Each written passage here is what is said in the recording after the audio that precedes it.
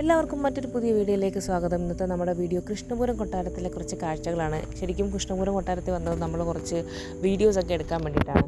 അത് വിളിച്ചിട്ടുണ്ടായിരുന്നു, ഞാനും വിളിച്ചിട്ടും കൂടായിരുന്നു വന്നത്. അപ്പോൾ ചേച്ചിയുടെ ഒരു ടെക്സ്റ്റിൻ്റെ ഒരു റിവ്യൂ പോലെ ഒരു സംഭവം എടുക്കാൻ വേണ്ടി വന്നതാണ്. ഇവിടെ വന്നപ്പോഴാണ് നമ്മൾ അറിഞ്ഞത് ഇവിടെ ഇപ്പോൾ വീഡിയോ എടുക്കുന്നത് നിരോധിച്ചിരിക്കുകയാണ് ഗൈസ്. അപ്പോൾ നമ്മൾ വന്നു കഴിഞ്ഞാൽ വീഡിയോ എടുക്കാൻ പറ്റില്ല. മുമ്പൊക്കെ ഞാൻ വരുമ്പോൾ ഇവിടെ അകത്ത് കയറി പുറത്ത് കയറി എവിടെ വേണമെങ്കിലും നമുക്ക് വീഡിയോ എടുക്കാമായിരുന്നു.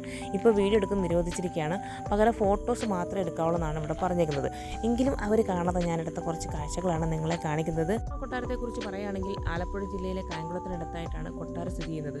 നിലവിൽ കൃത്യമായിട്ട് ഇതിൻ്റെ പഴക്കം നിർണ്ണയിച്ചിട്ടില്ല.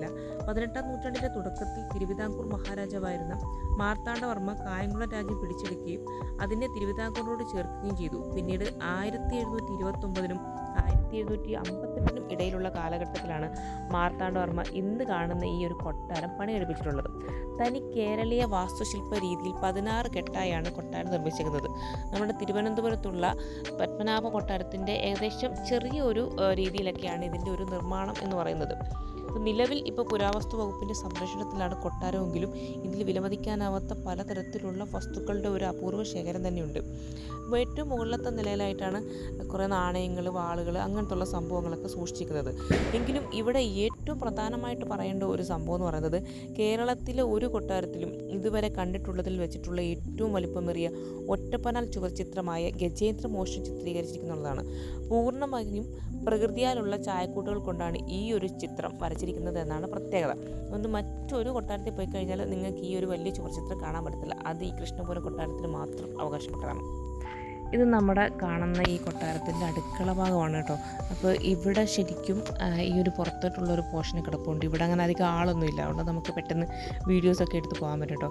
ഭയങ്കര വൃത്തിയായിട്ടൊക്കെയാണ് സൂക്ഷിച്ചിരിക്കുന്നത്. ഇത് മുകളിലോട്ടുള്ള പടവുകളാണ്.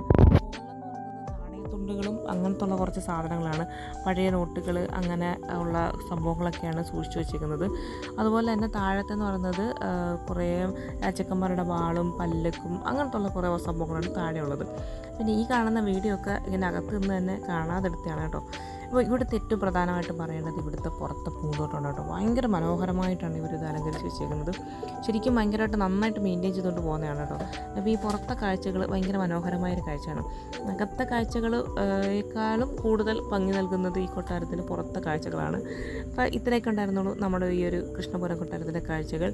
വീഡിയോ വളരെ ചെറുതായി പോയെന്നറിയാം, ഞാൻ പറഞ്ഞല്ലോ വീഡിയോ എടുക്കാനുള്ള പരിമിതി കാരണമാണ് ചെറുതായി പോയത്. എങ്കിലും അത്യാവശ്യം നല്ല ഭംഗിയുള്ള കുറച്ച് കാഴ്ചകൾ ഞാൻ ഈ വീഡിയോയിൽ കാണിച്ചിട്ടുണ്ടെന്നാണ് എൻ്റെ ഒരു വിശ്വാസം.